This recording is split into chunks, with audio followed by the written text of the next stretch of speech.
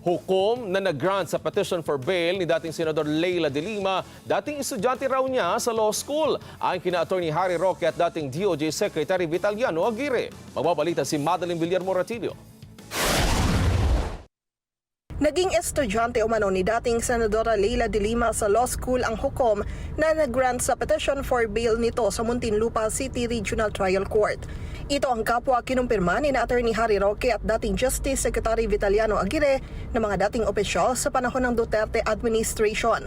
Sa kapihan sa Manila Bay News Forum, sinabi ni Roque na si Judge Generhito ng Muntinlupa RTC Branch 206 ay naging estudyante ni de Lima noon sa San Beda Law School.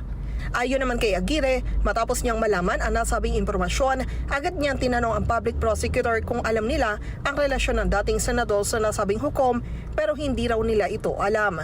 Giit ni Roque kung isiniwalat ni de Lima ang impormasyon na ito, malaki ang magiging epekto nito sa kaso. Ipinaubaya naman niya sa mga prosecutor na may hawak ng kaso kung ano ang kanilang gagawing aksyon. Ang naunang petition for bail ni de Lima sa drug case ay dati na anyang nabasura ng naunang hukom na humawak rito.